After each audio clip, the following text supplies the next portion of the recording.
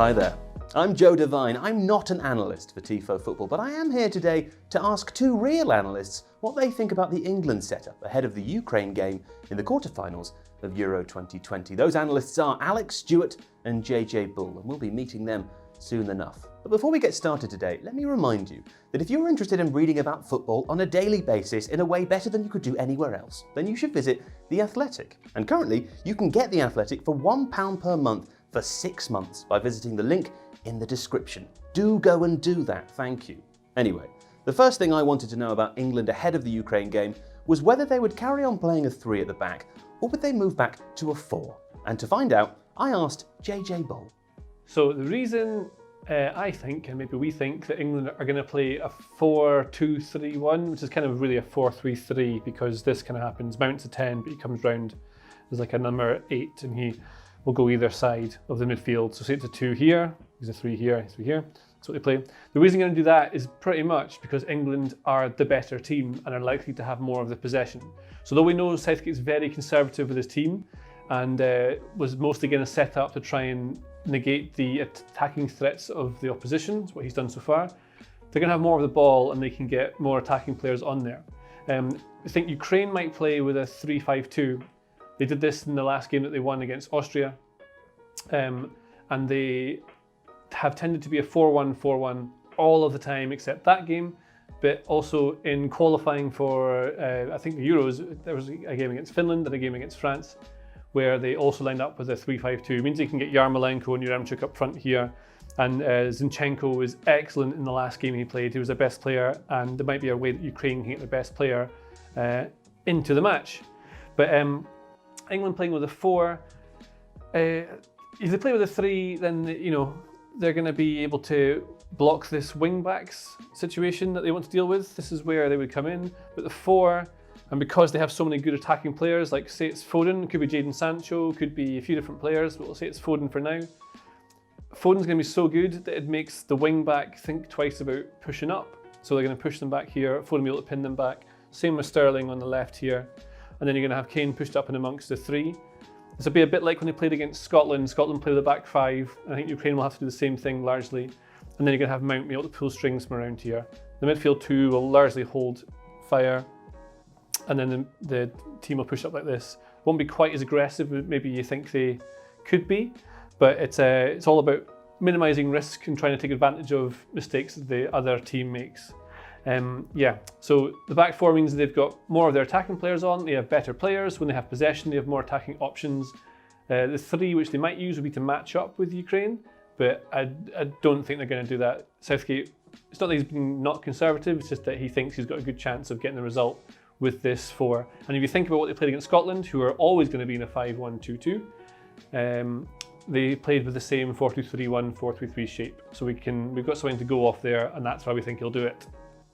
Oh, thanks, JJ. So now that we think we know that they're going to play in a back 4, let's have a look at what we do assume about the team. That is, of course, that Pickford here, Stones and Maguire, Rice and Phillips, Sterling and Kane are probable starters, I would imagine. That leaves this position here on the right forward, the 10, the right back, and the left back, although I think that'll be Luke Shaw, as potentially undecided. So let's ask Alex Stewart what he thinks. So we've seen why Southgate will probably use 4 at the back against Ukraine. In this system, I think there's a number of players that can pretty much be guaranteed to start. Those would be Jordan Pickford here in goal, who's had an excellent tournament. Centre-back pairing of Stones and Maguire. Phillips, Rice, Sterling there on the left wing, and obviously Harry Kane up front, the captain, the talisman. Now, while Ukraine are a good team, Southgate is going to want to put his best players on the pitch, right? And there is an argument about resting players and assuming that England will breeze past Ukraine. I think that's not really in Southgate's character. I think he wants to put his best players on the pitch. He's going to take this game incredibly seriously. Even though Ukraine are, perceived as a weaker side than England, and that will inform England's tactical setup in the way that JJ's explained, I think Southgate will want his best players on the pitch, and that is the kind of core, the spine of the team that I would expect to see. That does obviously leave other positions open, so let's have a look at those now. those positions would be the fullbacks, the right wing, and the number 10 slot. The reason for the 10 slot, we'll look at that first, is simply because Mount had to sit out the last game because of his COVID isolation. I don't think there's any real argument that Mount won't start, and that's particularly because as England push forwards, they're going to want Mount in this sort of space here, where Kane is able to drop off and distract either this centre-back or occupy this defensive midfielder. Sterling's pushing up here and making these sorts of runs in, which have been really successful, or even playing more centrally here. And Mount is the kind of player who can link all of this together. He's going to be able to make these clever little passes in here. He's going to be able to come round the outside there or burst through to take other passes from here.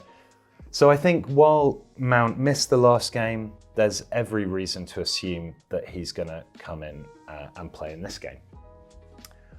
Fullbacks, well, Luke Shaw should be nailed on to start, I would suggest. Again, there's this dynamism here that Shaw has. He's able to get round on the overlap. He's able to feed off these sorts of passes that come in from here and pull the ball back. And particularly if Mount's playing and he's getting up, or Kane is playing up in this sort of position, Shaw's ability on the overlap is going to be really important. Also, if Ukraine do play with a 5 at the back system, Shaw's going to be able to track this wing back, defend this area quite aggressively, helped out here by Sterling, who's a really good presser of the ball. And if the wing back here kind of comes inside, maybe if they're pushing players up in this area and the wing back's looking to underlap, Shaw's very comfortable moving into this central midfield position, and England can get numerical superiority here. So Shaw basically, because of this ability to go outside or come inside, secures that flank. Now there is an argument for Kieran Trippier on this side. He does a similar kind of job and obviously has that set piece delivery, but I think Shaw's the incumbent in this position and that should see him start. On the right-hand side, Kyle Walker has had a really good tournament quietly. He's been able to use his pace and his recovery. He's defended areas intelligently, played on the right-hand side of that back three against Germany. Again, with Zinchenko here being the danger man pushing out, I think Walker's pace and his ability to match that, and even if Zinchenko comes round to make these recovery runs, that's going to be really important. They know each other from Manchester City as well, and that sort of familiarity with how a player operates could be very, very valuable defensively. It does mean England have a little bit less going forwards on the overlap than maybe they'd have with another player in that position, say for example Trippier, who really gets forward and delivers those crosses from the right-hand side. But that's not much of an issue because somewhere over here on the right-hand side, we've gone for Foden. Now, there are 3 options in this position. This is definitely the position with the biggest amount of choice around it. It could be Bukayo Saka here, and it could be Jadon Sancho, who doesn't want to come on the board, but Jadon Sancho could come on the board, but I don't think he will. I think what will happen here is that Foden will have this ability to come into this space here. Where Foden really excels is getting the ball in space, whether he starts out wide here and drifts in or takes up a position here in the right half space and then cuts inside. And if Zinchenko is lured forwards here as a left wing back, then Foden's going to have a lot of space in here to operate, as will Phillips pushing up into this position here. So this is the kind of game where Foden should flourish. Against Scotland, where again Scotland used that 5 at the back, Foden was probably the England player who looked brightest when carrying the ball and was able to find the ball in those sorts of pockets of space where he could then either drive around the outside and try and pull the ball back, or turn infield and try and get into a shooting position. So that's what makes sense. That means our presumed lineup, if we go back to it very quickly here, we'll have Rice, we'll have Phillips, Mount playing as a kind of 10, but sort of in this spot here, Sterling out here on this side, Kane up front, Foden here, and that's what we think England will use to take on Ukraine. Okay, well, there we go. Thanks to Alex for showing us what we assume is a team that could play a game of football later on. Now, if you've enjoyed today's video, please join us later on tonight. We'll be doing a live stream immediately after the game, talking all about what did happen, how different it was from what we predicted will happen here, and indeed every other game day for the rest of the tournament. But for now, I've been Joe Devine, not an analyst, but hoping to be back again soon. For a limited time only, you can now get The Athletic for £1 per month for 6 months. During the Euros, we've had guest articles from the likes of Yaya Toure, Scott McTominay and Emma Hayes, to add to the work of our writers David Ornstein, Michael Cox, Amy Lawrence and many, many more. The Athletic is home to some of the best football coverage online. Plus, you can watch Tifo videos and listen to Tifo podcasts on the app completely ad-free. So, join us at The Athletic today and sign up for £1 per month for 6 months. Thank you for watching today's video.